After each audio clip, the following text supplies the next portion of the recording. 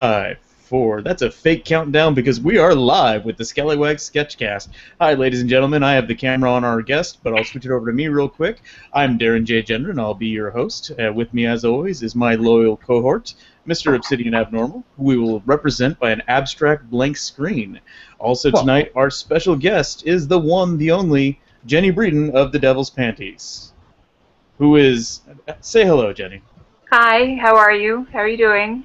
Yes. We'll just do this intro here, and we'll go as long as we can and see how long we can go until we realize that O is not talking at the moment. Well, really for no reason. He left to get and I have flustered him 1 minute into the show. Okay. He decided to go get some Scooby snacks. Okay, he is actually here. Oh, how you doing? Fuck you, Dern. I love you, O. I don't love you. You're my one true pairing. I hate you. Jennie, we just barely got a chance to go over this with you. Yeah, for some reason I'm showing you while talking because I'm doing a great job of directing today. This is the Scallywags Sketchcast. You're our guest.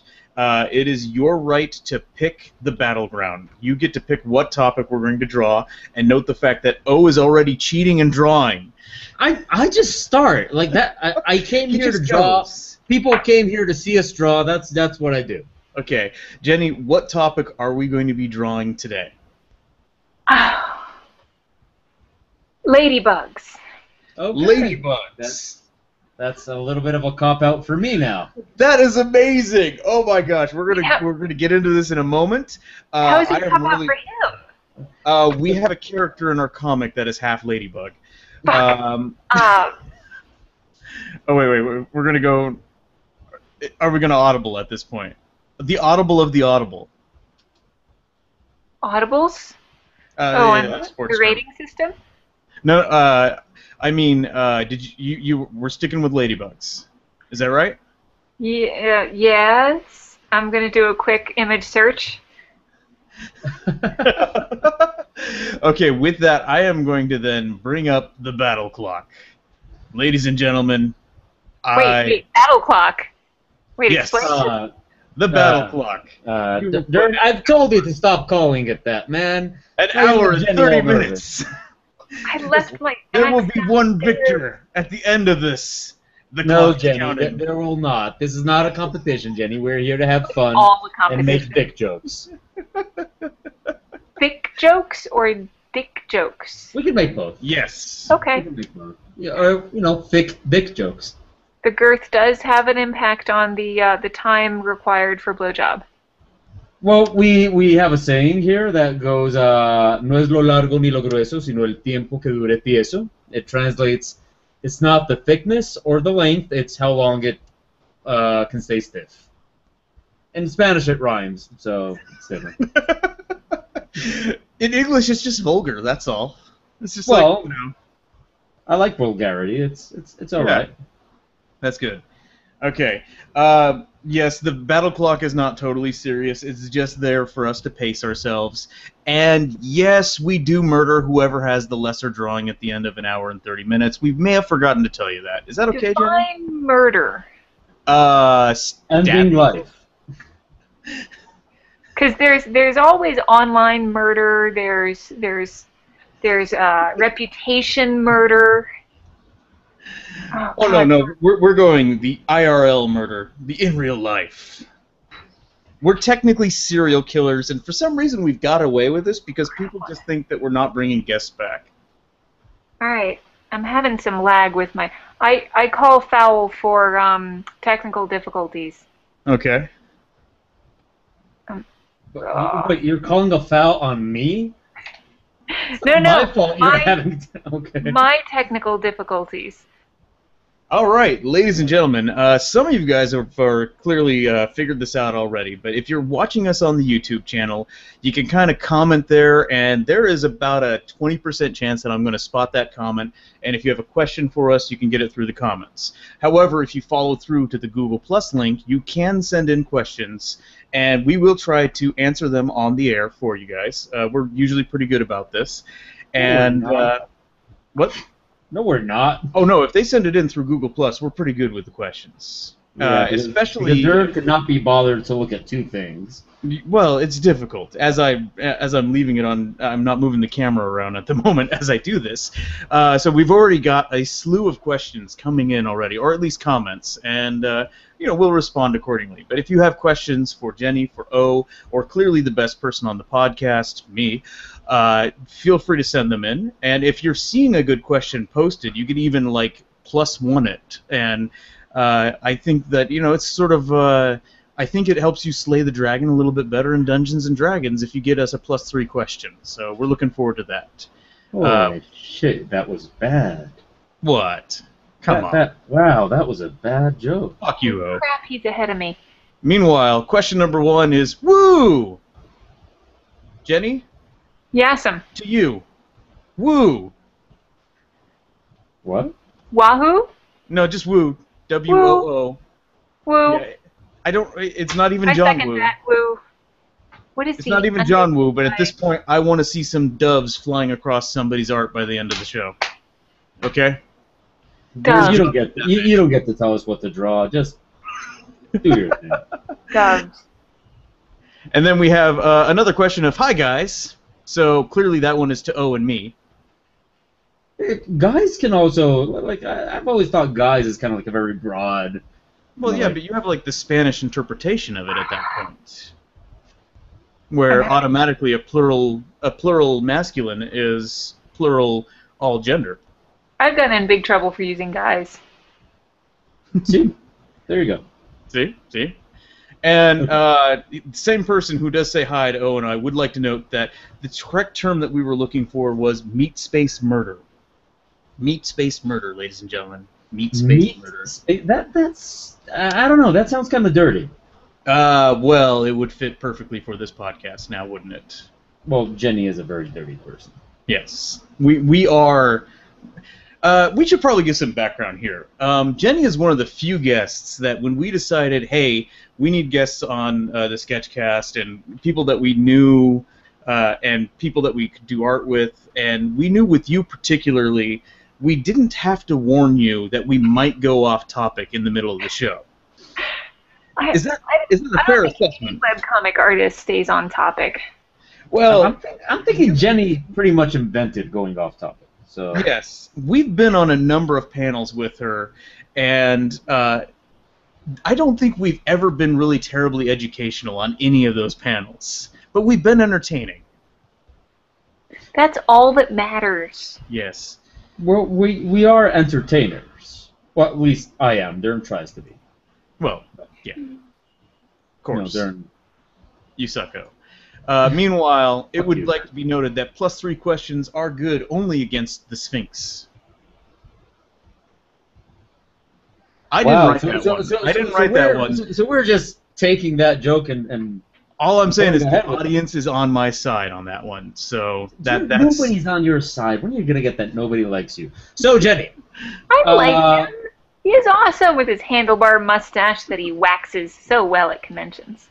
I should note that the handlebars are down right now just because I have a convention next week. So I'm doing one of those letting my hair heal for this week. Yeah. Wow. So there's such thing as overwaxing? You can, well, yeah, if I keep waxing it too much, it'll pluck the hairs out, so it gives me a very thin mustache. I had one point where I did 3 shows in a row last year, weekend to weekend to weekend, and by the last one, I almost wanted to just lop the entire mustache off and just grow it back. Well, that's fascinating. Jennie, okay. So this is the part where the people, we learn more about you. So... Okay, so Dern, please introduce Jennie. Everybody knows Jennie, but it's... Okay, for those that don't know Jennie, which it's possible, but it can happen. How long have you been doing a webcomic, Jennie? We're You're one of asking the old questions farts. and drawing at the same time. Well, shit sticks. Yeah. So, in... Would you like me to cheat and October? actually... Hold on, October 8th, 2001, I want to say, is when, oh god, I've got some sort of lag, horrifical, no, that's not, I'm having a temper tantrum. Okay. Okay. 2001 is when I started the webcomic. And I had started it so I could continue drawing every day because I saw people majoring in art and then they would go and get a day job and then they would never make it back to the art. So I was seeing the webcomic as a way to practice every day. And I didn't know, back in 2001, webcomics wasn't a thing. There was nobody making a living at a webcomic. For the first 6 years, I had to explain to people at conventions what a webcomic was. Yeah, that's about right. About around 2007. Sometimes having to explain what the internet was, depending on what state you were in. Well, if it's free, then it must not be good. Yeah. Like, isn't television for free, too? I mean... Not technically. Well, broadcast TV is, and it's the same technicality that makes webcomics free. No, I pay for that shit. I pay for it hard. Besides, remember, in other countries of the world, you have to pay a license to You be able mean California? Like, there are places in the world where you have to pay a license in order to watch TV. By the way, we should note one of the guys that has been asking us questions is Dave Barrick. We met him at A-Kon. He also was on a panel with us. I want to say, Dave, were you on the panel that was with Jennie and O and I that went horribly off topic? Like, is that, the guy that does he does Girl Power. Yeah. He was on our panel, yes. So yeah, the panel we were late to, and we didn't know if it was ours. No, why am I giving him an ear? He doesn't need an ear. Ladybugs don't have ear. We're definitely, he is one of, I guess we could label him as a casualty. I am so sorry, Dave. We just have a bad habit of doing that. We've done it at a couple Dragon Con panels. In fact, I'm a little upset that we had hoped that we were going to do a special gimmick at a Dragon Con panel last year, and at the last moment that panel actually got pulled. But hopefully we'll be able to bring that gimmick out for this year. Yes, we're actively planning on sabotaging a panel before we even show up to it, just for the entertainment of the audience. Yeah. Sometimes these gags take years of planning. Years. So, back to Jennie. So, Jennie, your comic, I believe we gave it a shout-out already, but we'll give it another, and probably about 20 more later, but your comic is The Devil's Panties. Yeah. Yes. How often do you have to explain? I mean, it's even explaining your comic's name is the tagline of your comic. How often do you still have to explain it? Oh, yeah. No, it's like the guy who made the energy drink that's called Balls.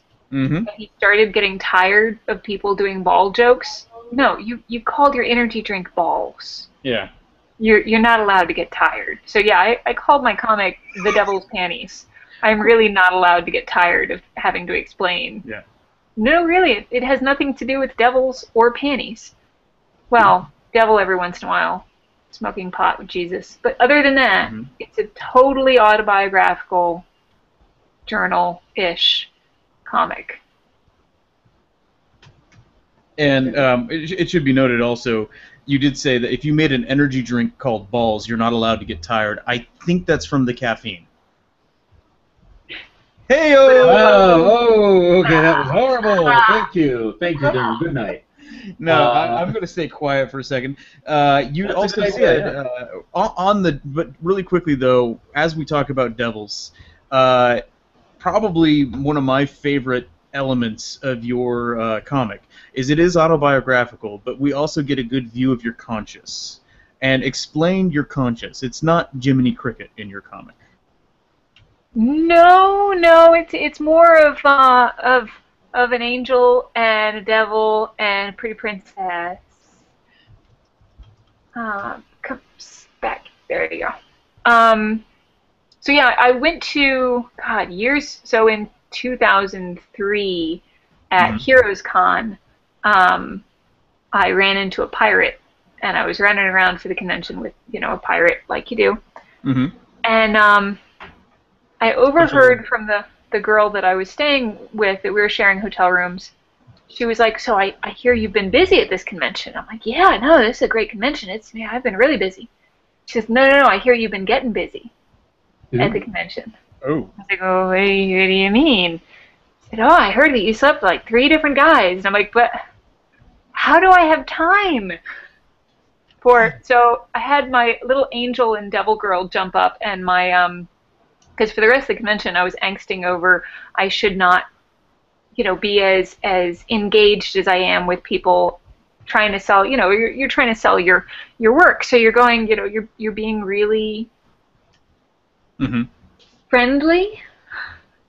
Yeah, and I mean, you have a lot of yourself out in front of you as your creative work, but then, yeah, and you're also you're right there. Yeah. So I had my devil side, or my angel side was saying, stop smiling at people, you're leading them on, don't try to engage with strangers. And then my devil side was saying, fuck that shit, wear a shirt 2 sizes too small, and use all your assets, and dude, the guys are doing it too in their own way. So it was this kind of conscience war going on about having to deal with other people's perceptions of you. And then the pretty princess actually came, I want to say almost like a lot of years later. I remember her showing up. Yeah. Yeah, that was about when at the age of 26, I decided that I was comfortable with my own girliness.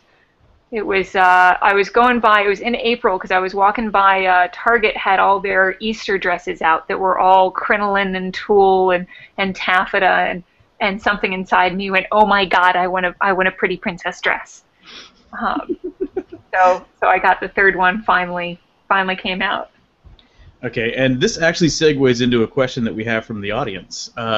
David E. would like to know that, are there any personalities in your head that still haven't been shown up in the comic yet?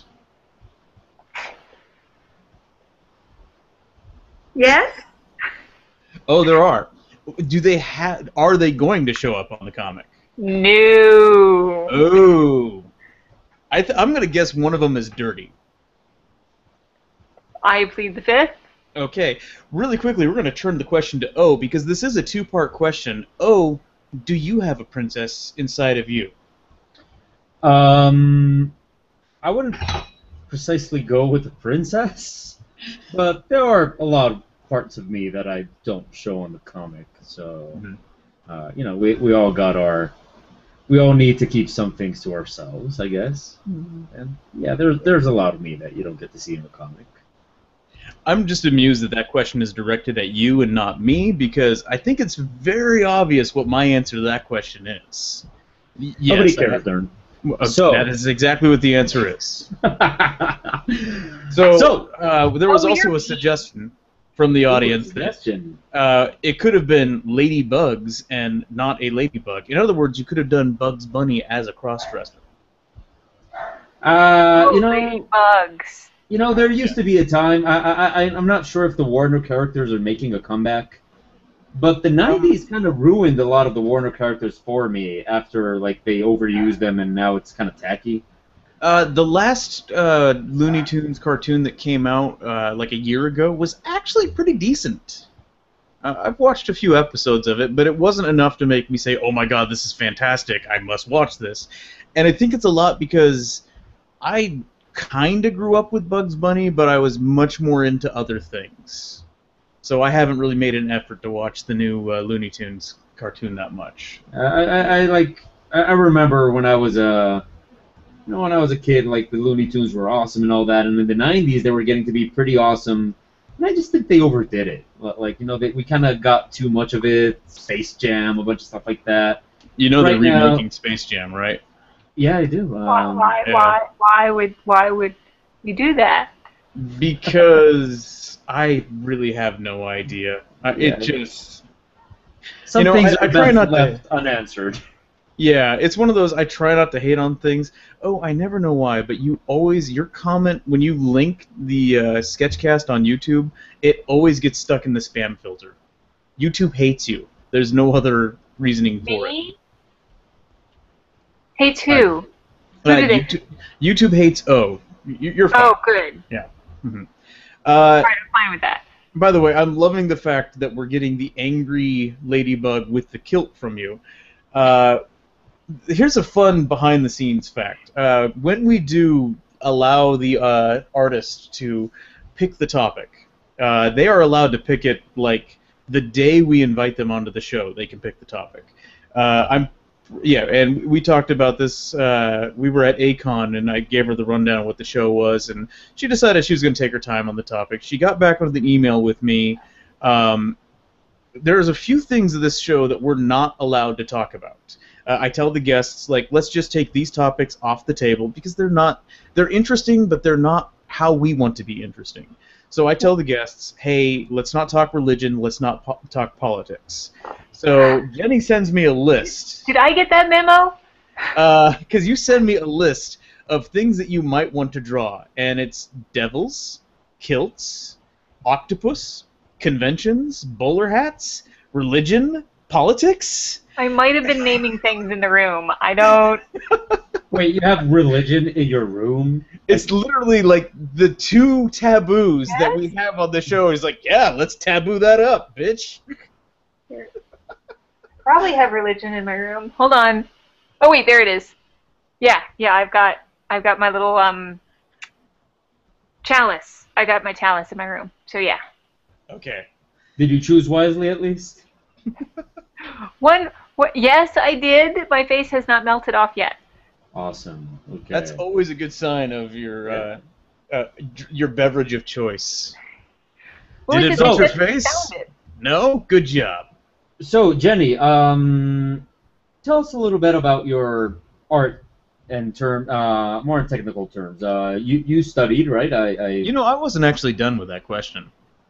Oh. Or that Now anecdote. you are. Get a story. So, Jenny? What was the question? What is your technical experience background? Yeah, like what did you study? A lot of times, you know, it's a good idea, you know, with artists that we admire and all that, to know where they come from. So I majored in sequential art, which is comic books. Mm-hmm. And after talking with you at A-Kon, I realized that I should get my money back. Because you're like, was it Obi started asking about, you know, hey, God, I was having trouble with getting my backgrounds to recede and trying to separate. He was asking questions about how, what part of the art do you focus on and how do you focus on it and stuff like that. And you and the amazing lady Blair was talking about, oh yeah, you know, rule of thirds and da-da-da and this and that, and I'm going, the rule of whatsits? I don't quite get it. Well, that actually kind of ruins my next question, which was, I have to admit, like what you studied, sequential art, it sounds so appealing, and I'm pretty sure a lot of our listeners and probably a lot of my students would ask, is this something you recommend studying? Yes-ish. Depends on the school, I would say. Well, and I found that SCAD was really, Savannah College of Art and Design recognized, okay, listen, you're going to try to get a job in art. And so we're going to show you art, but then we're also going to try to show you ways of making a living at this and how to get a job with this. So I do think that it was good for that. And they did offer some publishing classes that I actually looked over at and was like, well, I should probably take that, but I have to work on my anatomy more. And I really should have taken that.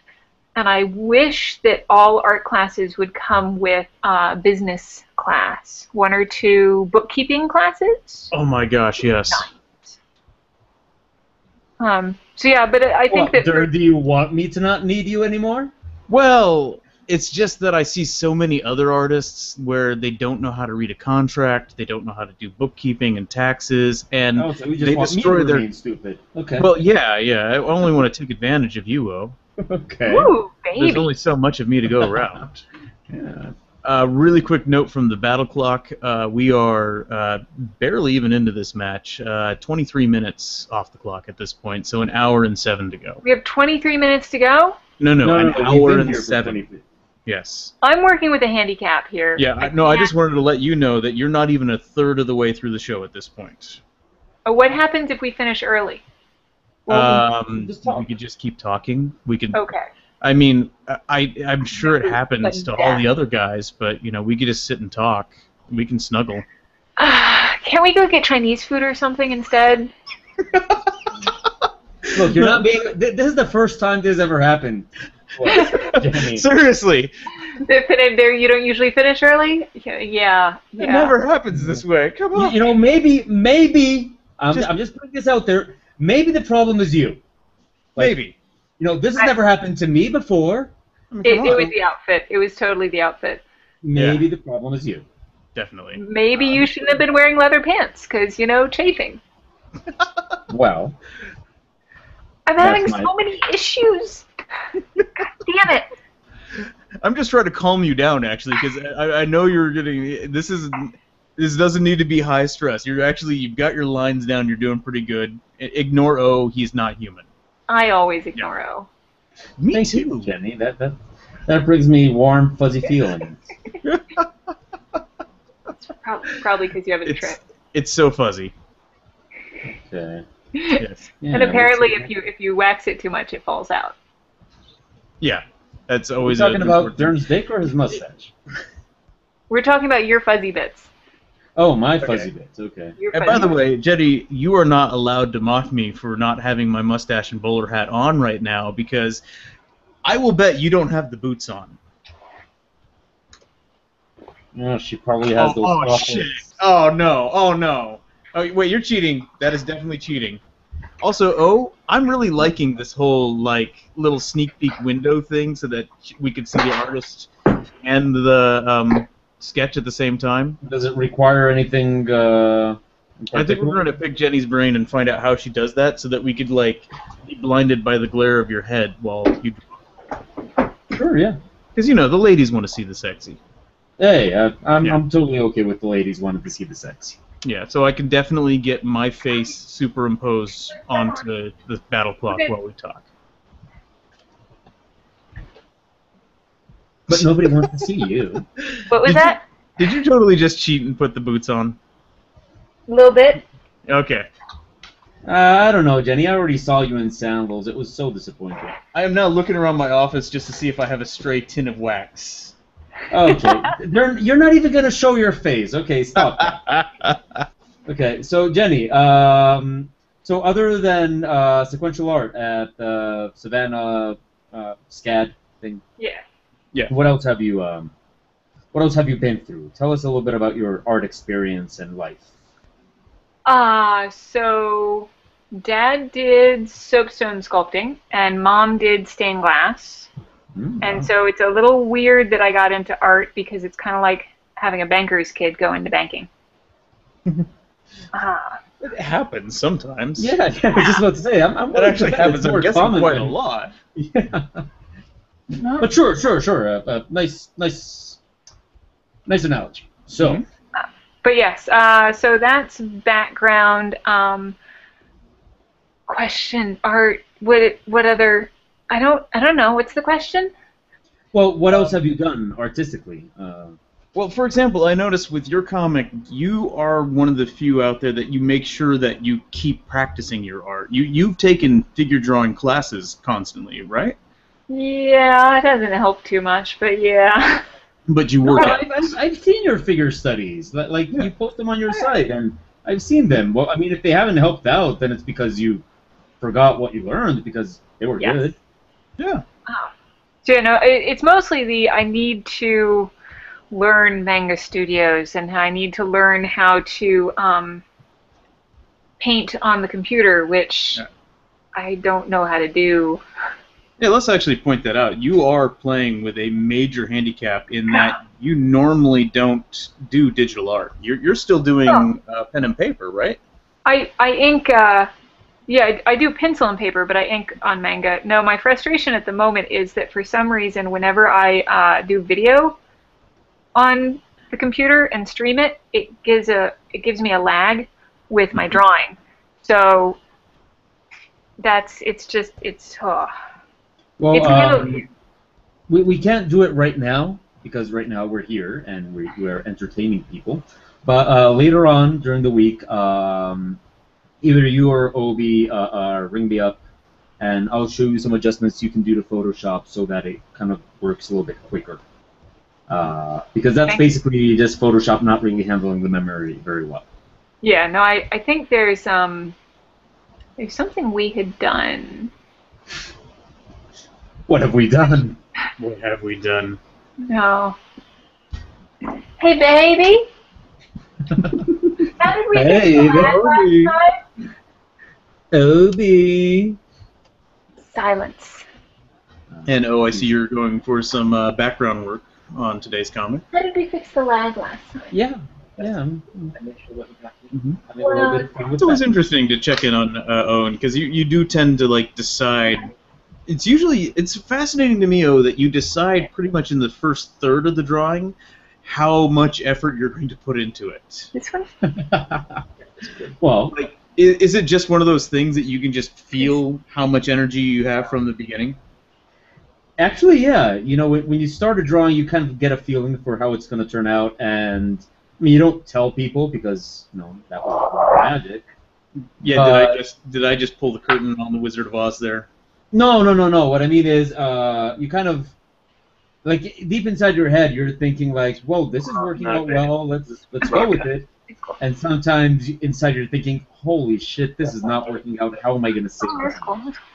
Mm-hmm. And so sometimes you just keep it simple because you know it's not working out, and sometimes you just go complicated because it's all working out and you're confident. People tend to assume that when you have a little bit of experience as an artist and stuff like that, that you no longer screw up, and that could not be any further from the truth. Right. I've definitely had moments on the writing perspective even where I get halfway through a story and you just have to stop and say, well, this is shit. Yeah, I mean, it's... actually, I would even venture to say that the more experience you have and even the better that you are at something, the more you're just going to screw up all the time. Yeah. You try out new things and you screw up. Not you, though. Everybody knows you're perfect. Absolutely. She is the Mary Poppins of webcomics. Perfect in every way. I thought I should. Abusive? Huh? Yeah, didn't we even talk about it at A-Kon with Jennie? About how the actual Mary Poppins for the book was kind of... horrible. Yeah. This is a conversation we had with Jennie. Yeah. Yeah, I do. I sort of remember that. Conventions are fun that way. I mean, there's amazing amounts of fun to be had sitting behind the table, meeting fans, and making new fans. And I got to admit, we were gushing about A-Kon last week on the show, but I'm still kind of giddy about that show 2 weeks later. It was our first A-Kon. How many times have you done that show? I was invited out by some fans. I was like an anime convention in Texas. Texas doesn't have anime. And I feel like that was... I need to go check my photos. That might have been in 2005, 2004 maybe?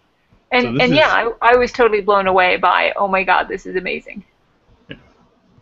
It definitely, and then and apparently the past 2 years they've moved that show to the new hotel, which is just astonishingly gorgeous. But for us, that show was particularly fun. Okay, fans, yes. New fans, yes. Money, fancy hotel, great. All just a giant pie of awesome. But for us, ultimately, when we started realizing who else was at this show, and it was kind of one of those, oh my gosh, why are we never at this show before? Because it was basically like our friends list. So we got to hang out with people that we truly, dearly love to hang out with. And it gave us enough time, and we weren't completely zonked, that we were actually functioning adults when it came time to go eat dinner. it was nice that even though it's always expensive to go to the hotel restaurant, it was really nice to turn around to the other artists behind the tables and went, all right, meet you in 20 minutes outside of the restaurant. That's always the fun thing about anime shows is you got to find the really stuffy adult restaurant, and that's where you get to go to hide from the teenagers. I mean, don't get me wrong, I love the teenagers. They could be great, but it's really nice to take a break from them sometimes. Well, you're in a different mindset when you go to an anime convention. You're usually about high school, almost college, and it turns into the dorms. Our parents aren't here. We're at summer camp. It's time to make bad decisions. Very, very bad decisions. Because fire alarm at 3 a.m. is a lot of fun. And to be clear, that's not at all the fault of the convention. That's kids. Yeah, you damn kids. They were on my lawn from time to time, so yeah. I've done that before. It was a good idea at the time, type of, yeah, no, we're going to climb out the window using towels. Yeah. It's going to be awesome. You damn kids. Oh, yeah. No, I usually do cartoons about those. It's a good idea at the time. Seemed like a good idea at the time. Yeah. Okay, let's journey back into the past. Let's say we are over the age of, 17, under the age of 21. What is the dumbest thing that you did during that time? You haven't gotten a chance to yammer for a bit, so we're actually going to throw it to you, and I hope I actually just hit into a really dramatic age for you, didn't I? Fuck you, O. Okay. Well. Give me a dumb, silly thing, if you could. Is that possible?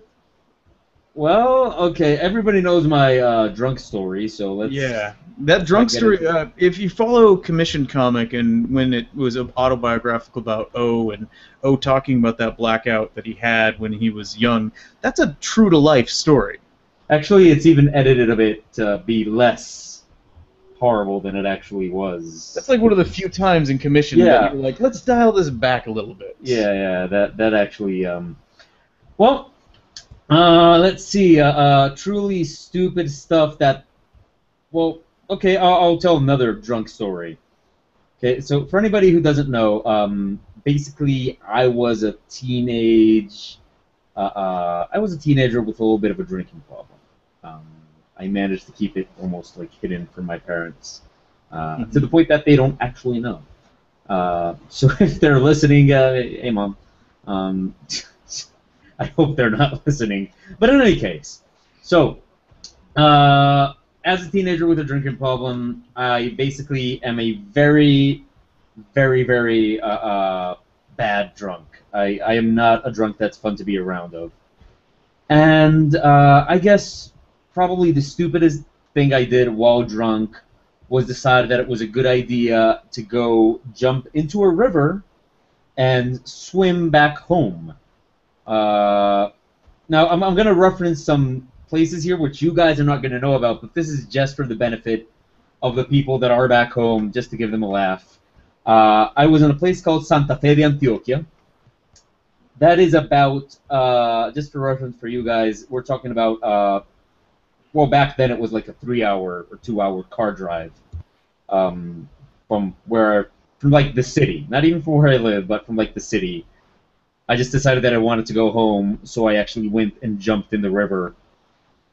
Never mind the fact that I can't swim, which, another fact about myself, I can't swim. I went and jumped into the river. My friend, who thought it was weird that I had just left the party, actually had to pull me out of the river, rescue me. And I guess throughout my adolescent years, I would constantly forget that I could not swim. So you would learn how to do that eventually? Yeah, that never happened. And I've been pulled out of, I don't know what you guys call those pools that have fake waves. A wave pool. Oh, okay. Well, yep. I've been pulled out of one of those because I was drowning. So yeah, constantly forgetting that I could not swim and just thinking it was a good idea to go for one. That would be some of the most life-threatening moments I've been in as a teenager, and I guess that would count for stupid stuff. I did that once. I said, oh yeah, the swimming thing, totally easy. I can do this. Yeah, I was 5. Well, It only took once. It was just once. I was like, oh yeah, no, swimming. There's more to that. Maybe I shouldn't do that. well, yes, Yeah. See, I went in the other direction. Like, I actually learned to swim by my dad just eventually throwing me over the side of a boat in a lake. Well, guess you're very hard to get rid of then. It's kind of one of those, like, dude, seriously? Like, I always look back on that moment, like, did we really do it that way? But to be fair, I had been swimming a lot with a life jacket on at that point, so I knew the muscle way of doing it. I just had, like, this crippling fear of deep water, and they eventually decided that the best way for me to get over my fear was just to straight up face it. Well, it worked. Yeah, it actually did. I don't know if there's a better way to have done it. I wouldn't have minded a different way, but now I love swimming, so I'm not, like, really psychologically scarred by that. So, yay. I don't know what else to do with this. Okay, so jumping in a river while drunk. Could we? Is that going to be dumbest thing that you did during that age? Well, the dumbest thing that I did, I made a comic about, so I'm guessing it would be a kind of boring story. Yeah, it's like I'm saying, we could probably just hold it right there. Yeah. And be fine. So, Jenny, what is the dumbest thing you did in your 17 to 20 period of your life? Well, crap, that was pre-comic. Okay. Yeah. Okay, so I used to work at a movie theater, and for some ungodly reason, the guy who did Blast from the Past really liked my hometown and decided to have the opening of the premiere of Blast from the Past be at a movie theater that I worked at. Brendan Fraser? Yeah, so Brendan Fraser showed up. The guy from Kids in the Hall showed up. I think those are the only 2 people that I remember showing up. So the guy from Kids in the Hall is enough. Oh yeah, no, he was awesome. I got to meet him. But spoilers, damn it. So the thing is, I'm in college in Savannah, and my hometown is in the middle of Virginia, and so I decide that I'm going to get a bus ticket and come up for my birthday.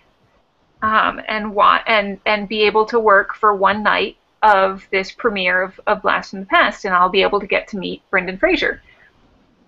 And so we take a bus, the first and last time I have ever taken a bus, because holy crap, some terrifying people are on the bus. Yeah. We end up being on the bus for longer than we're going to be home. It takes 24 hours to do... 20 hours up. It takes 21 hours to get to what normally takes an 8-hour trip.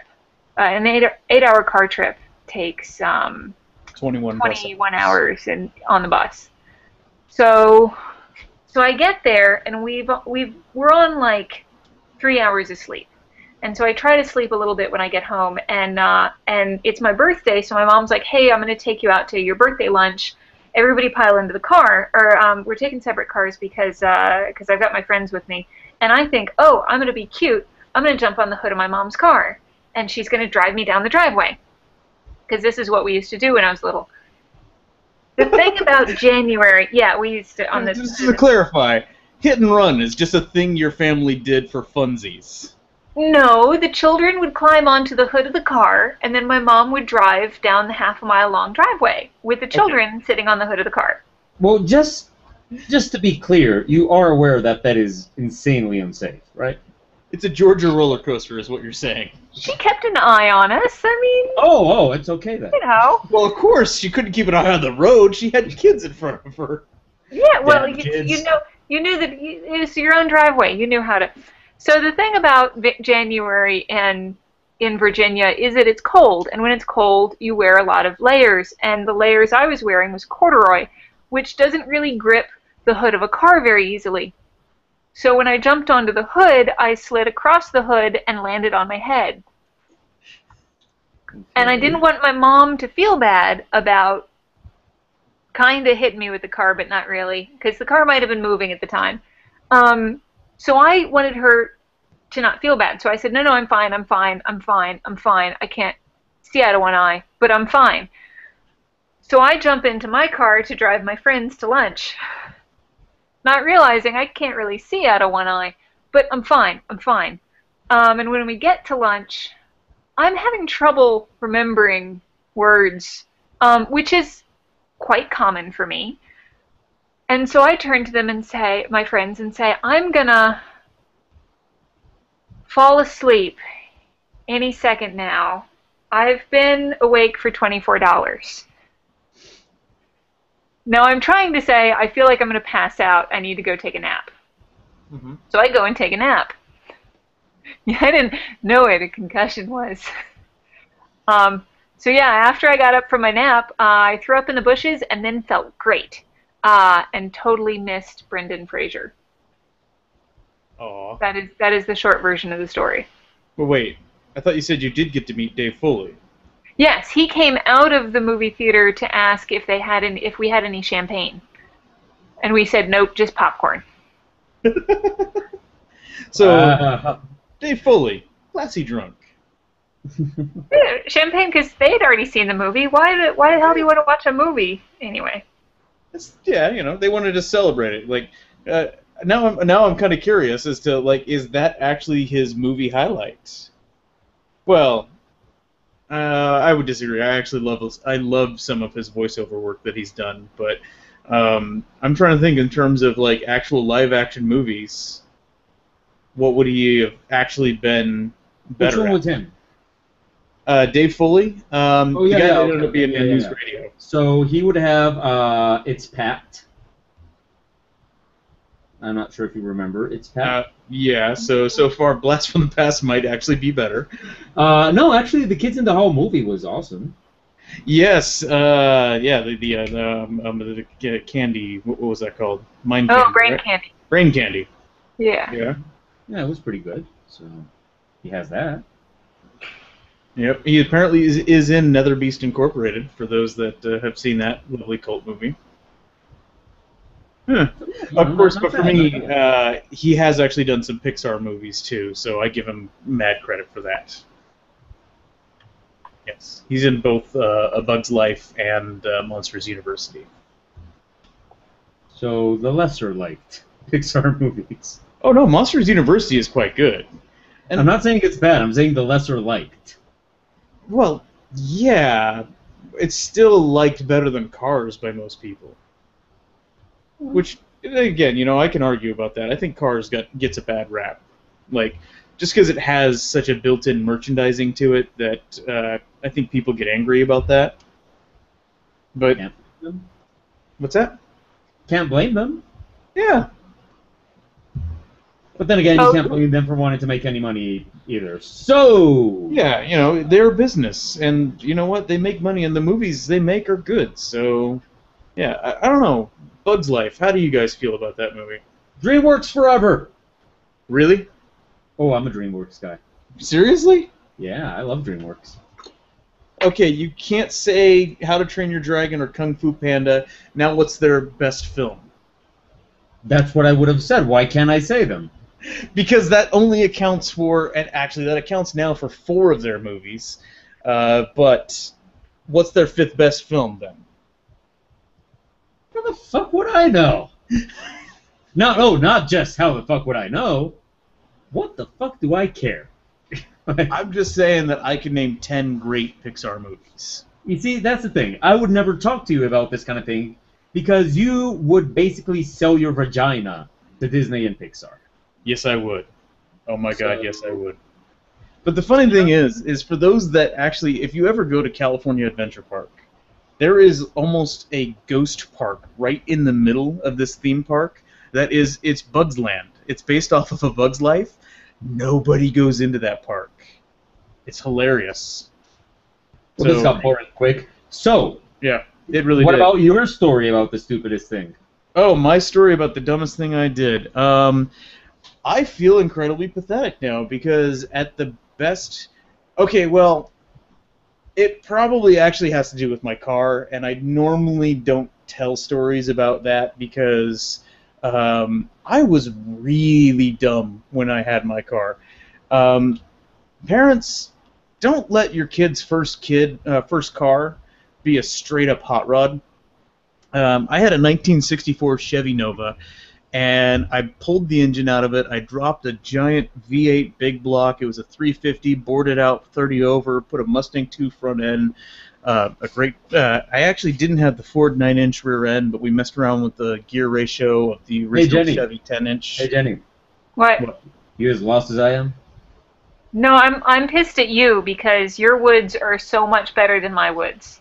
Oh, no, I mean about the car. So are I'm you sorry. getting any of this? Jenny has wood I only envy. have the brain space for one rage out of Yeah. God damn it. How do I trounce you? And because I'm done. Sorry. Oh, okay. No. So the thing is that my parents knew better. There was 3 kids in the family that were driving all at the same time. They gave us a Volvo. Mm-hmm. It Very had safe. For those that don't know cars, it's a very safe, pathetic, sad car. Volvo. Oh, it was a tank. It was a friggin'. We wrecked that Volvo like 5 times. I put diesel in the engine. We accordioned it up under a jacked up truck. I think it died at Burning Man. Wow. So yeah. So I agree with you. Bad idea. Yeah. So no, my car had the ability to go from 0 to about 130 miles an hour. Oh, do I need to translate that? Most of the world does know miles per hour, right?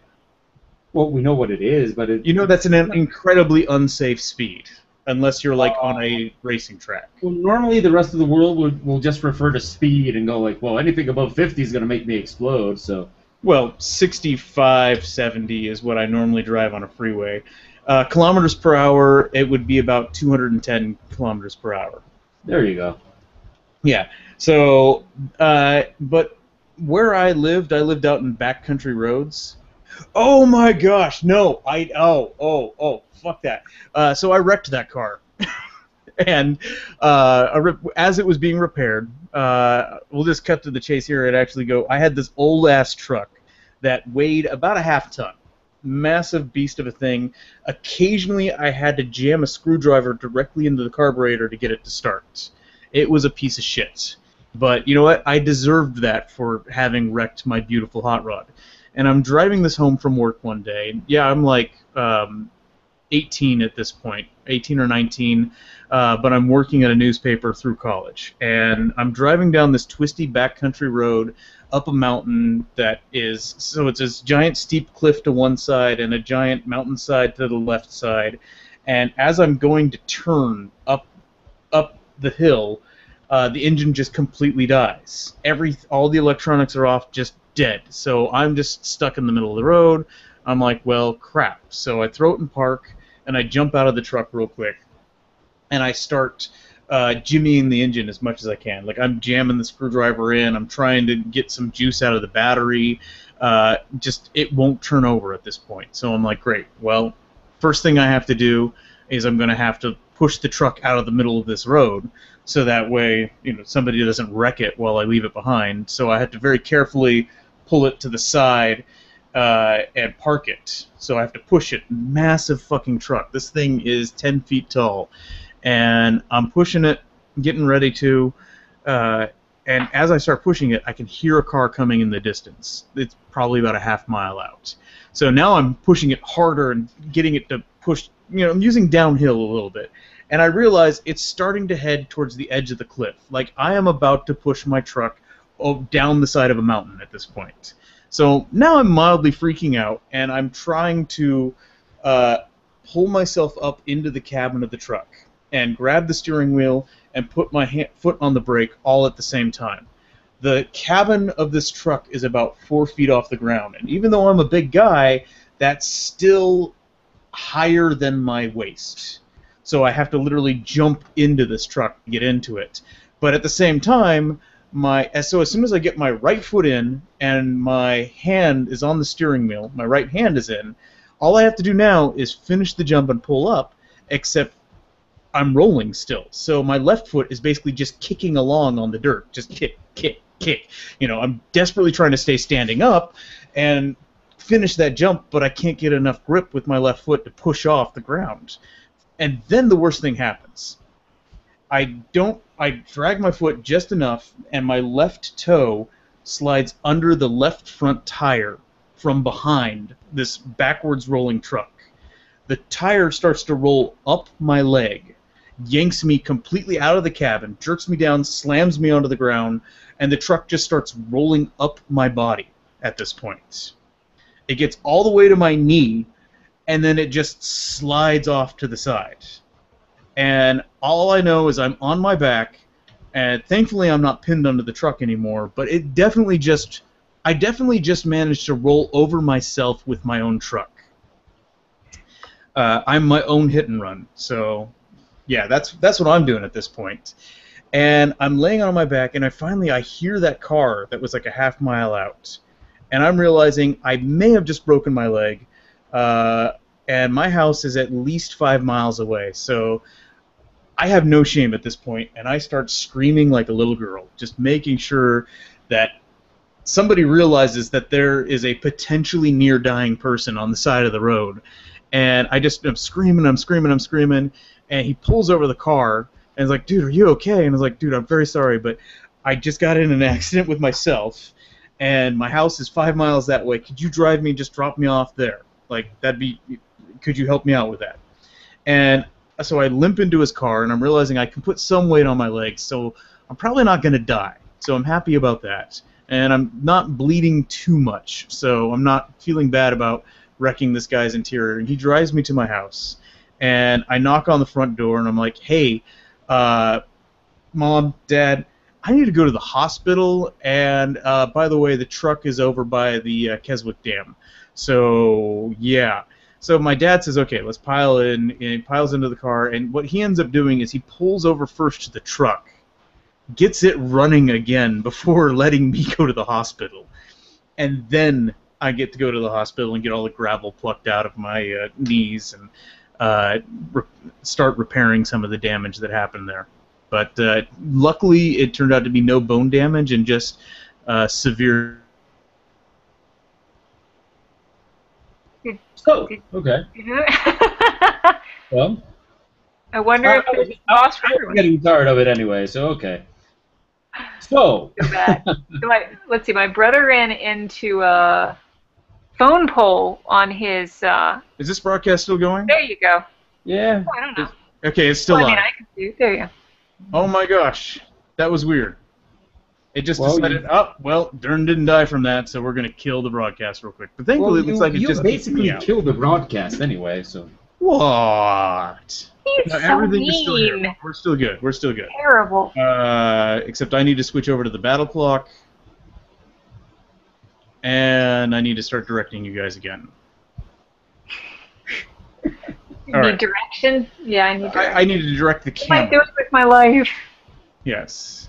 You're doing good things. You're good. No, I'm not. Good. No, I'm not. Yeah. I'm not. Are you just drawing a second ladybug at this point? Yes. I couldn't keep drawing on that when it was done. It was done. Nothing more to do. You know what?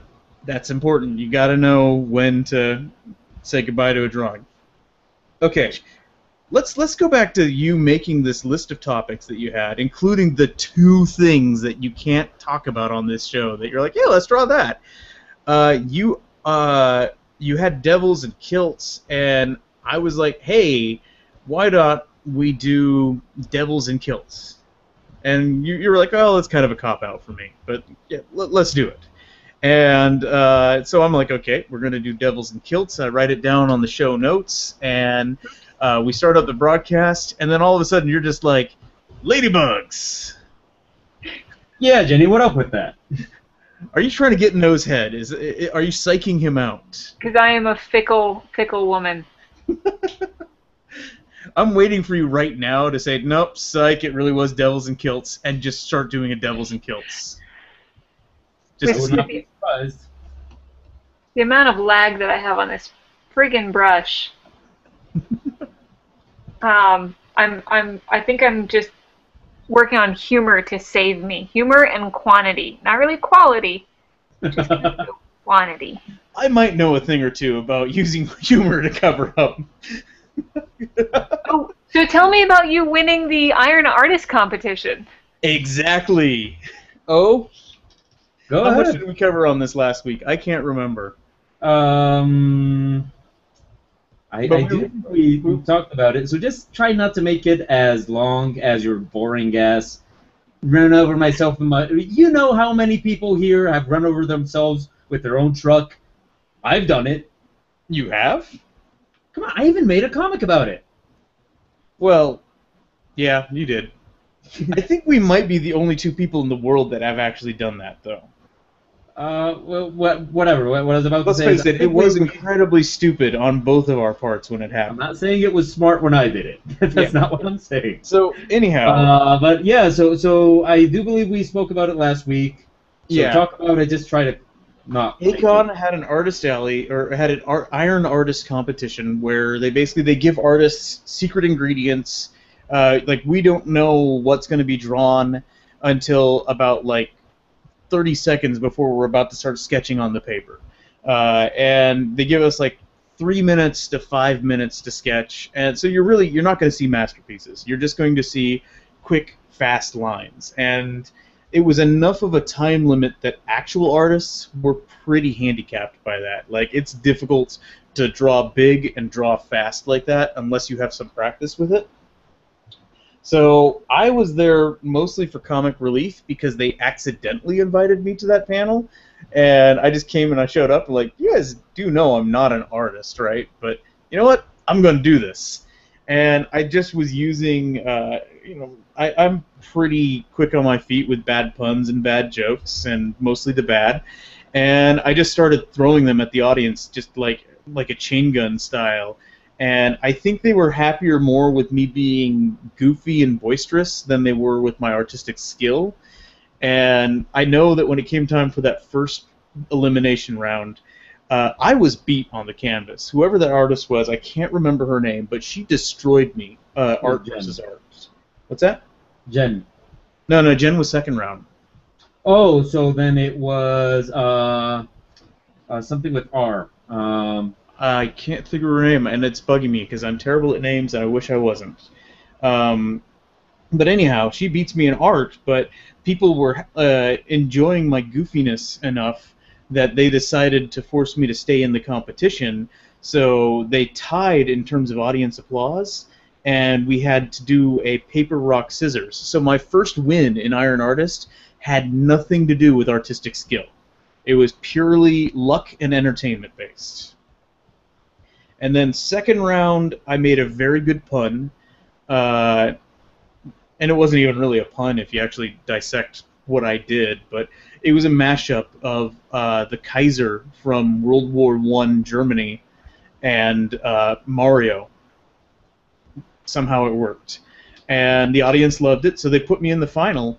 And then I'm watching the other semifinal, and it's O versus Ben Dunn of Ninja High School. And I'm just sitting there thinking, and I'm watching this like, oh, fuck, I am screwed. Just like, I'm sitting up on the front table just like, fuck me, fuck me, fuck me. I'm dead. Because I'm looking at this realizing the two actual really good professional artists, the guys that day in, day out, sit down, draw fast, draw clean, draw funny, are the only two left in the competition for me to face in the final. So the final was pretty predictable, except, I think you were close. And it got down to the fact that you're a miserable human being, and Ben Dunn is adorable. Yeah, that's pretty much what it went down to. Yeah, and again, so the final was decided less by artistic skill, because you two kind of were hitting equal on your art, and totally by personality, because everybody loves me.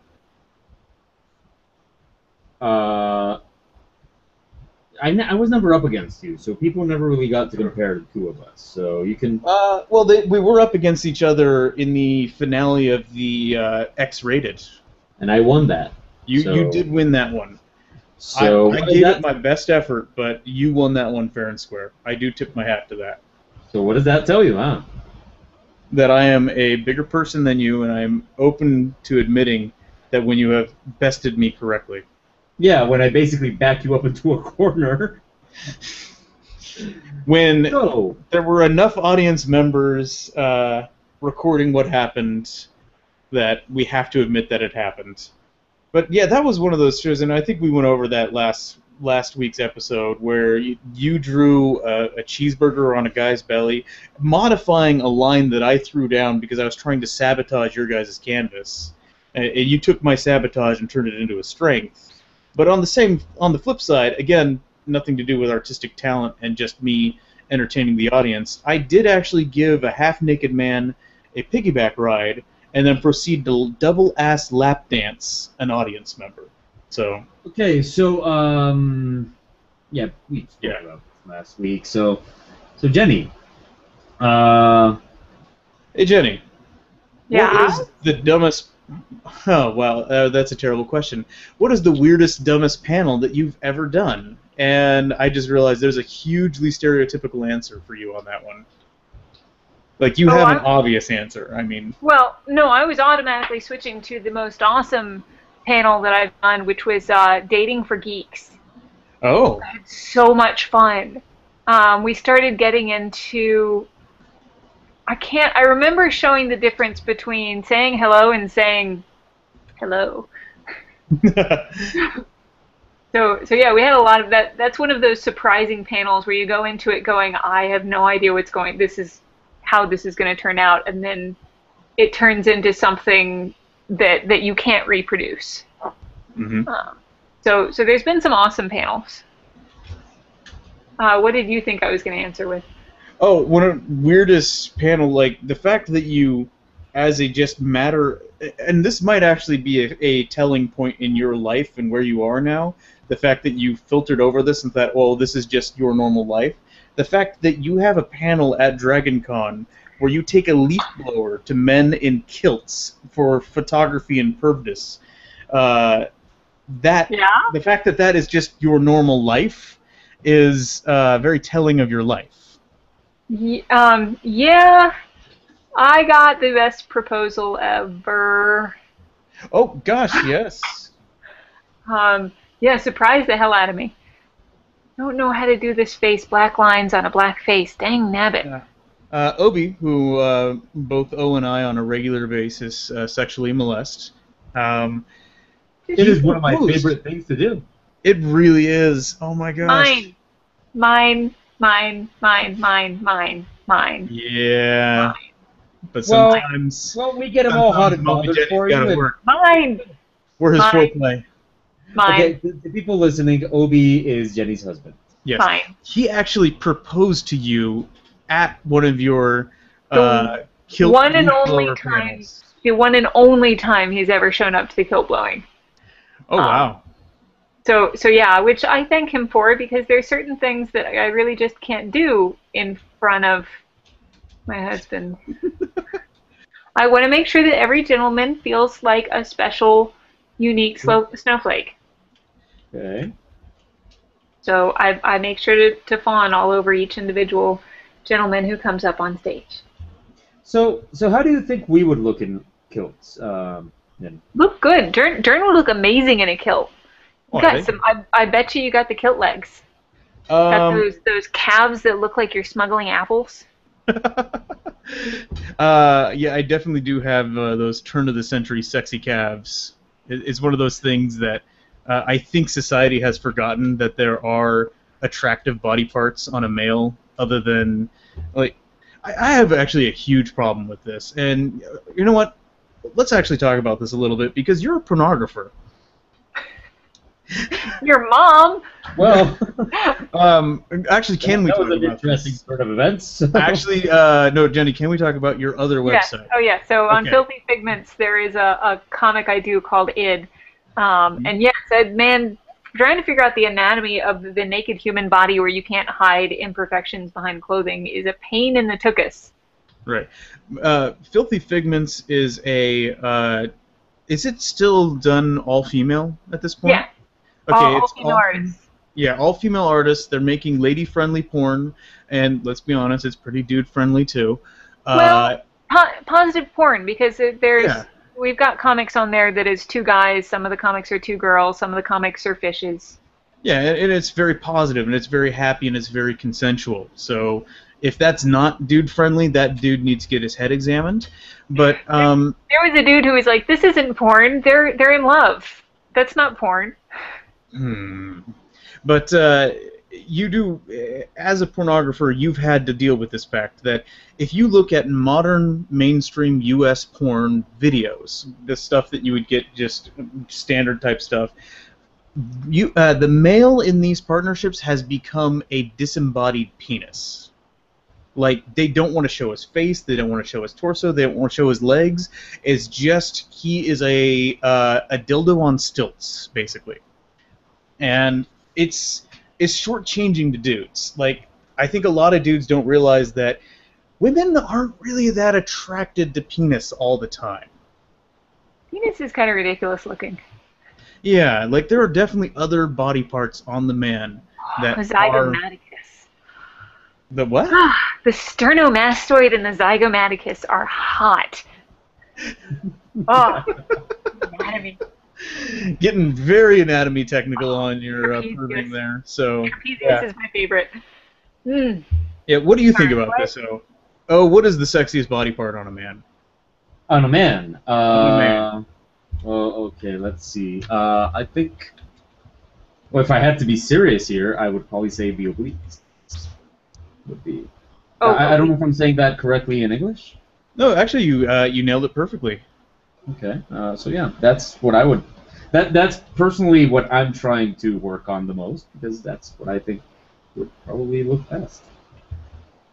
Okay, and I'm also okay with a topic change if you want, but I'm just here right now. I personally, I like to say shoulders. Shoulders work very well for some women, and I personally say that because I like my shoulders. Good for you, champ. I'm trying to hold this conversation while also trying to verify, did Jennie lie to us? I think she did. Probably. I think you did, because I'm really just quickly checking up your convention appearance schedule, because I think you gave us some misinformation. What yeah, misinformation? You told us that Gen Con is going to be your next convention. Wow, wait a minute. As far as I know. I'm kidding. You're not doing San Diego this year. No. Okay. I did it last year to show Obi what it was. You got to see the beast. Yes. Yes. He needs to understand what San Diego is, and then know, because San Diego costs like $3,000 to get to, and we share a hotel. We share a house with a friend, so we don't pay for housing, and we pack lunches, but it still costs us at least $3,000. Yeah.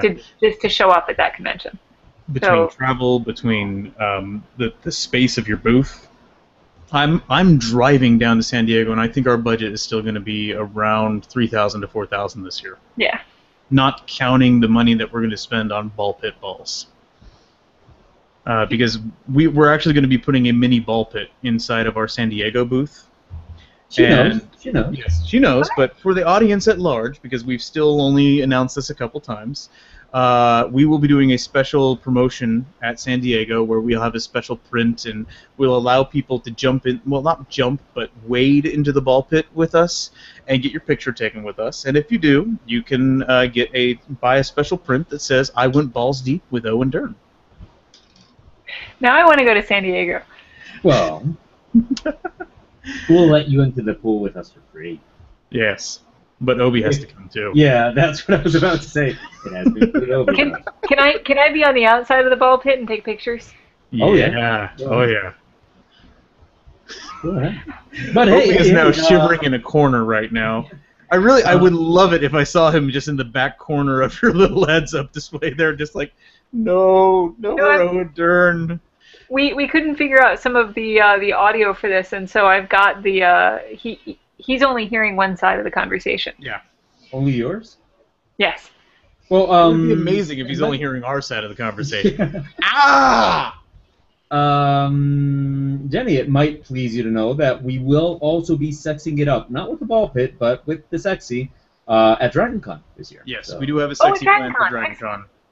Yeah, so you're not gonna get to see us in a ball pit, but you will get to see us sexing it up at DragonCon. Yes, please. Yes. So yeah. Your next show is going to be San Diego. Yeah. Jenny, your next show is going to be, and San Diego is in July. I'm not bothering looking it up. At this point, if you're not planning on going to San Diego Comic-Con, you're probably not going to be able to make it. Jenny, your show is Gen Con. It's an amazing show. It's in Indianapolis. It's August 14th to 17th. It's actually a show I've done the past 2 years. I feel incredibly terrible that we actually had to cancel our appearance at that show this year. It was just a case of medical bills knocked out my ability to buy booth space this year. Ooh. Yeah. Yeah. My next show is actually in 5 days. I'm going to be heading out to Las Vegas for the American Library Association. Amazing show if you're a librarian. If you're a librarian, you already know what ALA is, and you either are going or you're not. If you're not a librarian, you probably don't want to go to that show because it's got an amazing comic artist alley, but I think it costs like $300 to get in the door. So it's the most expensive upfront ticket for an attendee to go to. So I'm always hesitant to recommend fans come find us at ALA. Librarian fans, you better say hi to us. You know who you are. Yeah, they're librarians. Yeah, so. They're librarians. They're very organized. There is 16 minutes and 35 seconds left on the battle clock. Cool. Which means no. nothing. Jenny? Yes. Is it a drunk ladybug? Yes. Hold on. I'm not done yet. Okay. I love how every single ladybug that we have seen on this cast has been just super manly. Oh. See, actually, that right there, what Jenny is doing right now, is hands down how I was able to get into the final of the Iron Artist at A-Kon. Every single drawing that I did had some sort of text joke on it, because I knew I wasn't going to be able to tell a good joke just through the art alone. Well, and that's usually when I worked at the comic shop. It was the first 3 books. Comics were sold based on what was on the cover, based on the art. But about the 3rd or 4th comic, you had to have a story. Yeah. If it was amazing art and crap story, it would only sell the first 3. But you can have crap art and amazing story, and that'll sell. Mm-hmm. And it's one of those things that it's always better to have both. Yeah, sure, but let's face it, writing the most important thing. Actually, that reminds me. You remember when like comics used to have like crazy blurbs on the front of them? Like an always classic one is the Punisher comic of like, you just rented a jet ski to the Punisher. Kiss that baby goodbye.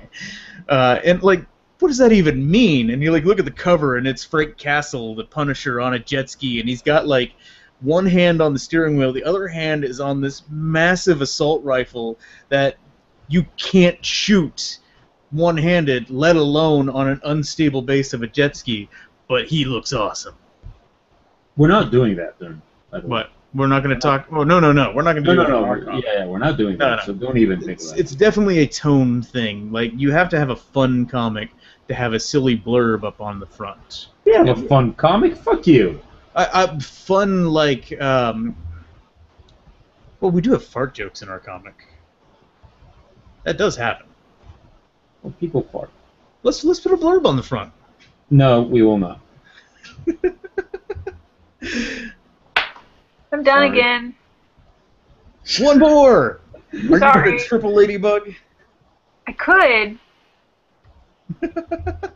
This is way too. This is far too much domination, Jenny. You're really. I'm supposed to be the fast one. She is going for the most artist award. How much time do we have? You have 13 minutes and 40 seconds. Okay. I am feeling way too inadequate now. Excellent. Now, okay, so with all that, I think we do also, when we're plugging shows that we're going to be at, ALA for me, San Diego for Gen Con for Jenny, there is one that is very special to all 3 of us, because it's the next one that all three of us are going to be at together. I could throw that caveat in there. That's going to be Dragon Con. Weird. Sometimes I'm kind of excited that there was one time that I forgot to get a table there, and I was kind of excited because I was like, "Ooh, I could just do Dragon Con." Just do it. I kind of hope I don't get a table. I can just go run around at Dragon Con because, oh my god, after midnight stuff. Mm-hmm. So, and then there was another time where I forgot to get a room for the kilt blowing, and people were like, "Oh my god, are you not going to do it?" I'm like, "Oh honey, it's going to happen." Dragon Con doesn't know it's going to happen, but it's going to happen. No, was that the year that you did it under the escalator? Oh, that was the first bunch of years. We were under the escalator. You know, I would literally chase guys around the hotel with my leaf blower.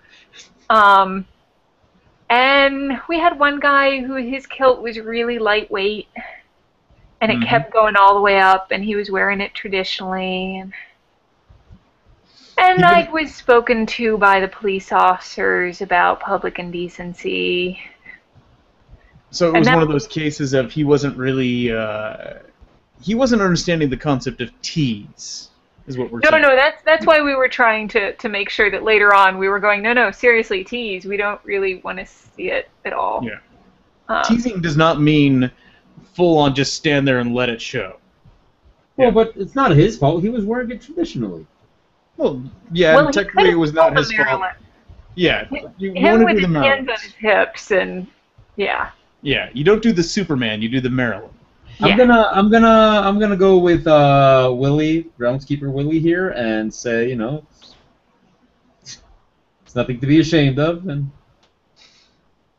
You say that because groundskeeper Willie has a six-pack. Yeah. Well, he is one of my favorite characters from The Simpsons. I think he is the second most ripped character in The Simpsons. Oh yes, next to the neighbor. Ned Flanders, yeah. Third would be the Arnold Schwarzenegger ripoff. Ah. McBain. Yeah. McBain, thank you. Simpsons. I would have tried to look it up, but the Googles, they do nothing. It's not necessary. I remember The Simpsons nostalgically most of the time, but it's a sad affair. I'm waiting for you to just say done in like the next 30 seconds and then go for Ladybug number 4. I'm trying to draw this word balloon as slowly as possible. 10 minutes, god damn it. Oh, you have been destroyed in terms of... It is definitely the quantity battle that is being thrown at you right now. Oh, okay. I'm surprised, though. Audience, what has happened to you guys? Where did my questions go? Is it just you killed him with your truck story? I forgot to click over on the questions tab, and I was looking at the chat tab, so they've been asking questions. Darn idiots. Darn. The chat tab and the questions tab look identical on this format. Oh, man. Oh, I am so sorry, audience. But there's 9 minutes, 45 seconds left. Let's ask some questions. The question number 1 is, can you post a photo of the winning sketch on Facebook? We joke about the winner. I mean, yes, we are going to murder Jenny, but she just doesn't know it yet. But you have both to find artists... me, and you have to get through my neighborhood. Jenny. That's a threat and a half. Yeah. Especially during the summer. Oh my gosh. Ooh. During summer vacation. Oh, you might want to pack. Definitely bring some weaponry. Where I'm from, Jenny. Between the weaponry and just the weather, like. But you guys really seem to forget where I'm from, right? Oh yeah, I did forget about that. That's So I have no problem with You're safe from me. Maybe. But both artists do, the way we do the Sketchcast is we do allow both artists to hold copyright on whatever they make. Right? They own it. So it's up to the artist whether they would like to share their particular arts on the Facebooks. On that note, I always share mine. Yeah, you always put yours on Facebook, Tumblr, Twitter, and also if you follow us on this YouTube, feel free to like, comment, and subscribe. Oh yeah, I'll post this thing. We have Tumblr, we have Twitter, we have Google+, we have DeviantArt, we have DrawCrowd, which is a rather new community. pretty awesome though. This one? Jenny's not talking to us, right? No, Sorry, nope. wait, what? Oh, What? okay. Sorry, what? We're on Ladybug number 4 for Jenny, unless I missed a Ladybug. Jenny, did I miss a Ladybug, or is it just 4 at this point? I don't remember. Oh, 4, yes, we're on Yes. number 4. Okay. I've lost count. I wasn't counting. Doesn't count. Doesn't count. You gotta count it. You gotta say 4, and then you gotta chug, otherwise it doesn't count. And then I dropped the mic. Sorry. What? Chris rocking us? A little bit. I don't think I'm allowed, though. Those mics are expensive. So. The question from Brett was actually winning sketch, the one at the convention that won the competition. I don't believe. I think I took a picture of the Kaiser Mario saying "It's me, the Kaiser," but I don't think I've posted that anywhere. I may have posted it on Twitter. But let's be honest, it was me drawing it, so it is kind of terrible. I've actually this past week been really bored, and I'm still playing around with Snapchat. So I've been having people give me an adjective and a noun, and I've been drawing it, just to like try to push myself a little bit artistically and not at the same time. Just kind of giving myself an excuse to draw every day, so that maybe someday I might actually draw something. But it's still pretty terrible.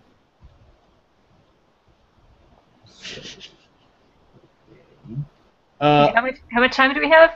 We have 6 minutes and 24 seconds. Yeah, I can get like 3 more done.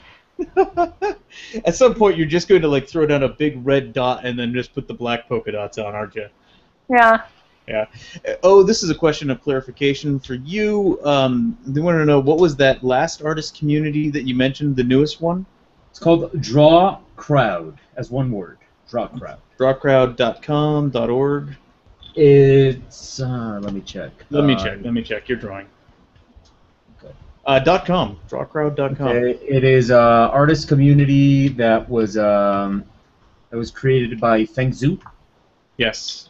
And it's I like it because it's very simple. It's really not like there's not as much crap that you have to go through as with other art communities. It's just kind of like go inside, check out awesome art, and that's it. That's all there is to it. So I've enjoyed my stay there, but you know we've also got DeviantArt. We've got things that posted on Tumblr, on Twitter, all those things. And all those places you will find O Abnormal. It's always the same, always O Abnormal. Always good. Keep that consistency. Keep that brand out there. Yeah, so you know, if you want to see any of this artwork or any other artwork, you'll find it there. Oh God, what did I do? What? I think I gave Jenny an idea. It's now so many ladybugs over on Jenny's page right now. So now I'm kind of wondering, social media for you, Jenny. What normally do you use? I'm a little addicted to Facebook, and I really need to stop. I need to cut back. Mm-hmm. But Facebook and Twitter, but mostly Facebook. Is that the question? Yeah, that works. Yeah, I know. I think I tend to read your comic only when you link it through the Facebook page. Oh, I link it every one. You link it every one, and that's just like it's always been the easiest way for me to remember to read your comic. Yeah. And you know, we talk on Twitter a lot. I usually do a little bit of digital molesting of Obi there too. Yeah. Well, Obi. Gotta molest Obi. Gotta. Absolutely. Yes. It's like a way of life to us now. It is. It is. Mine. I'm trying to think if there's another person, like not even male or female, because we will tend to molest males more than females, and it's not really fair. But at the same time, there's just no. You know, you want to like it's easier to play it off as a joke if it's a man-on-man groping than a man-on-female groping. And yeah, man-on-female groping, you can't really play it off as a joke. I've gotten in trouble for saying that girls don't count. I've gotten in big trouble. That's not something that is no. Like, we have to address the fact that convention atmospheres do have a problem with that right now, and until that gets fixed, that needs to not happen. So until then, Obi's our bitch. Hey. Was that too much? Okay. So it was Anime Week in Atlanta, and there's a cop standing there, and he's saying, okay, you're not allowed to do free hugs anymore. And I said, oh, are you worried that these girls are gonna get grabbed? And he goes, no. I saw a kid with a free hug sign, and then I saw this girl take a running leap and body tackle him. Mm-hmm. That these poor boys are gonna get hurt by these girls. By these little girls who body tackle them for their free hug signs. So that's fair. It's fair. Yeah, and I mean it is true because it gets back to the original note of that kids are stupid. Like, and it's not even all kids. It's not all kids, but it gets down to like you put enough of them in a group and one of them is going to be dumb. Well, that's humanity. Yeah. It definitely will shake out that way. Oh my gosh, I really have to pee. You I can gotta be trust honest, I've been holding this in for like 40 minutes now, and I've just been like staring at the battle clock. We got 1 minute and 35 seconds left, and there's no way that I can run to the bathroom and run back in time for this run, so I'm just gonna have to cross my legs until then. I thought you were just gonna have to pee, like... Well, do you need a bottle? I mean... So I've got this Herd app, which will save the last 5 minutes of it'll constantly record. And I was at the Renaissance Festival, and I walked up to my friends and I said, oh my God, it takes a certain amount of dexterity and faith to use a porta-john in garb. And then I recorded, I pressed the record button because I was like, that was a really good quote. And so I'm going through my recordings and I'm listening to the 5 minutes worth of what is this? What is it? Why does it sound like it's somebody peeing in a porta-john? I recorded myself taking a piss in a porta-john at the Renaissance Festival. Oh gosh, that is terrible. Okay, we're down to 30 seconds left on the clock at this point. I am not going to out this fan's name. This is not the fan that we are dedicating tonight's show to, but she, at one point, and it's a she, posted a shot of a Mountain Dew, just regular soda bottle, and she noted that, it was a 1 hour long traffic jam, and she used her camping skills to fill the bottle. Yep. It was just a regular, not like a largemouth one. I'm like, oh my God, that is terrifying, but really impressive. Actually, okay. So I've been using my canoe. And that is time. You don't really have to stop. If you can't stop ladybugging, we're not going to stop you. We have created a monster. Wait, I'm almost done. She'll be ladybugging forever. Oh, so I bought a canoe, just in case. And I've been practicing with it. Jenny, explain what the canoe is. It's about this big, and it looks like a canoe. And it's kind of like a funnel, and so that girls can pee standing up. It's also sometimes called, I believe, like a sheepy. Oh, I like canoe. That sounds much nicer. But yeah, it's a, yeah. It's a nice little enhancement. Okay, so which ladybug should we start with? Oh, let's start with No, let's start with Jenny's. Like, we got Tell us. Start with ladybug number 1. You mean the first one that I did? I think that we should go worst to best. Okay, let's show the regression in reverse. Let's memento it. Okay. So according to Jenny, this is ladybug whose spots have fallen off. Okay. Very tragic. And this is a lady made of ladybugs. Very Olaf. Ladybug, okay. And this is a ladybug who has to dance for pennies. She's doing burlesque. She's putting herself through college. Okay. She's using her wings as I doing love single mom ladybugs. As it is, though, you got to admit, though, that the audience in this particular strip show, like, they decided, you know what, we're not going to make it rain, we're going to make it hail!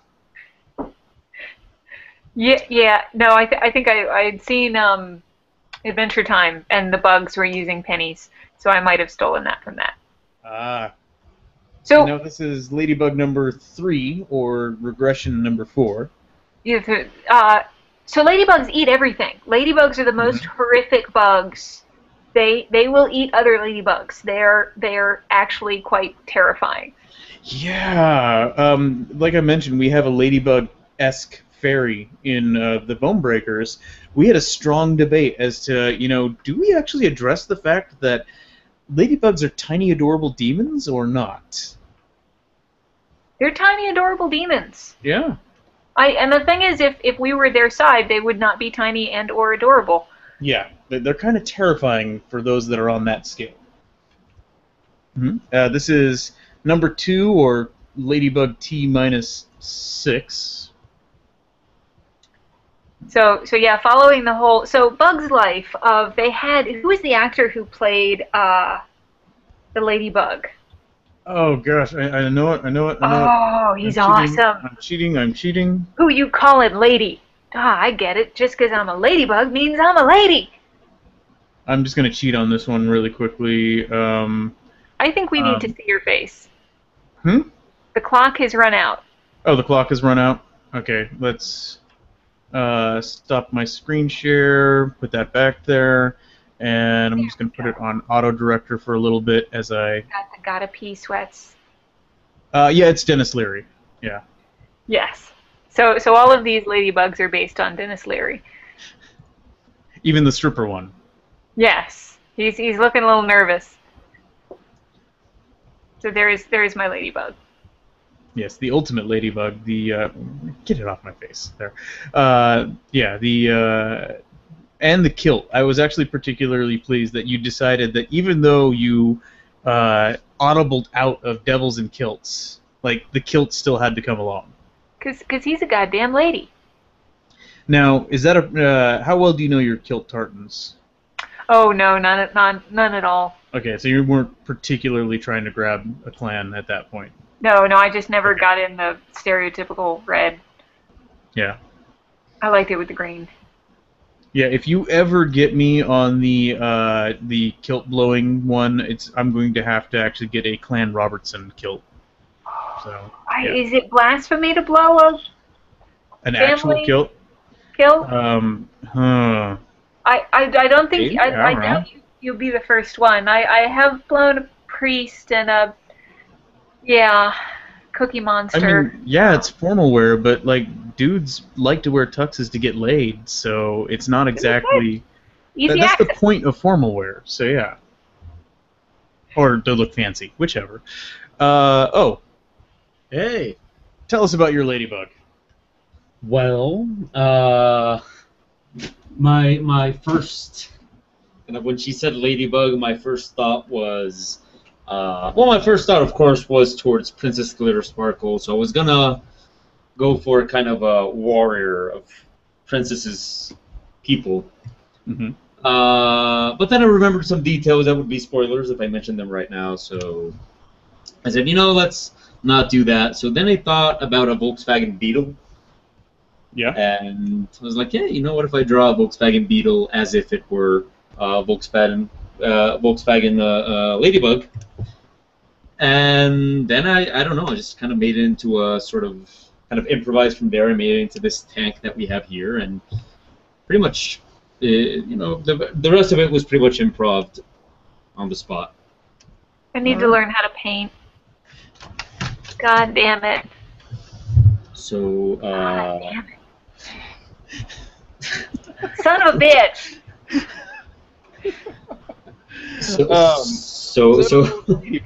Okay, this is we're gonna throw out the feel free to get your last questions in now and throw them in basically just through the question and answer. I am trying to keep an eye on the YouTube comments, but thankfully nobody has used those, so I have not screwed up that tonight.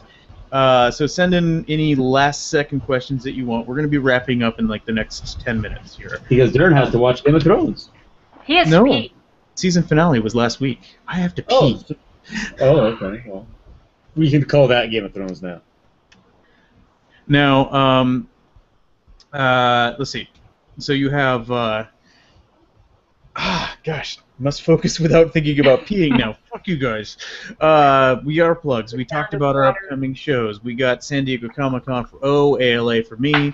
We've got Jennie with Gen Con. Jennie, you have new inventory, which is not necessarily news-breaking with you. You are always coming up with new inventory for Devil's been trying to get me to cut back. I had to stop with the hand sanitizer and the mint, the tin of mints. Because, man, hand sanitizer should sell at conventions, but no. I'm guessing the people that need it are very oblivious to the fact that they need it. But you have, let's see, can you go full, how much would we just, okay, yes, you can go full screen, Jennie. Show us. Never go full. Never go full. Never go full screen. Only go halfway. Put that up towards the camera. Show this off, because I have one, but it's in the other room right now. You finally were able to get plushies made through your Kickstarter of your Devil Girl, and these are now in stock on your store. I have a link to, I have the, your store is just store.com. No, it is not store.com. It is store.thedevilspanties.com. Yes, and I love how those turned out. You also, I believe, have is the Angel? The Angel's not on the store yet. We have like 4 more Kickstarters to fulfill. We want to make sure that the people who get them through Kickstarter get them before we put them up on the store. That is very noble to do it that way. But the Angel will be coming later this year, right? Like in less than a month, like 3 weeks. Yeah. So got a nice good tease on that. All right. She's so soft. She's so soft. See. And your comic is The Devil's Panties. I want to say thedevilspanties.com, right? Yes. TheDevilsPanties.com. TheDevilsPanties.com. Our comic is TheBoneBreakers.com. And our current big thing that we are pushing right now is we are selling Volume 1 of The Bone Breakers, which collects the first 96 pages of story, plus another 30 pages of text, plus another 6 pages of sketches. We have pre-orders up and available through the website right now. We almost had the pre-orders done 2 weeks ago, but there was a small printing flaw on the book. We are getting the printing flaw fixed, and we'll have the book in stock in a week and a half. So very excited about that happening. And those that are getting the sketch pre-orders, those will be sent out in July after we have a chance to move O into the United States and get him to draw for a little bit. Where is he moving to the U.S.? No, just temporarily bringing him yeah. Like when I'm at Comic-Con, I'll just be sketching in the books. That's yeah. So we'd like to move him into the U.S. Don't get me wrong, but that's going to take some time. I also have to discuss it with my cats. Well, yeah, we have to move the cats in too. Right, Pixie? Yes. Yeah. Probably family members. They might have a say in that, but the cats are the more part. What do you mean family members have a say in that? No, they don't. Well, you might want to discuss leaving the country with your family members. There was a question that came in saying, I thought the whole clan thing was just made up by a Brit and was never actually used by the Scots. He means Clan Tartan. I don't know. I actually looked up my Clan Tartan when I was actually in Scotland, so it's one of those things that if it was made up by the Brits, the Scots are using it now, so I was going to kind of go with it. Felt like it would be respectful to my heritage to actually get whatever tartan at least my family is claiming to use. So that's how I was tackling that. Yes. We're just going to show Jennie for a little bit here for no reason whatsoever. To see my panic, I thought I was being very clever. I turned my screen to black so I didn't have the glare, and now I broke it. What I'm also enjoying that's hilarious here is that if we look on Jenny's screen to the right, stage right of her, so your right to the left of the screen, we have definitely a naked, it looks like a naked angel behind you, actually. Yes, because every girl has taken off the clothes of her dolls. So I had to see what the angel looked like without her clothes on. She looks like Casper the Ghost with a really droopy butt, is what it is. Oh, gosh. Oh, man, Casper. Okay, I am running out of things to say. Okay, I'm going to give myself... I really have to pee at this point. I am seriously going to give myself like an infection if I hold this in any longer. Any last words? We'll start with Jenny and then go to O. Kumquat. Okay, that is a good last word. O. Well, I'm going to go with we love you, Obi. Okay. We know you're listening, and we love you.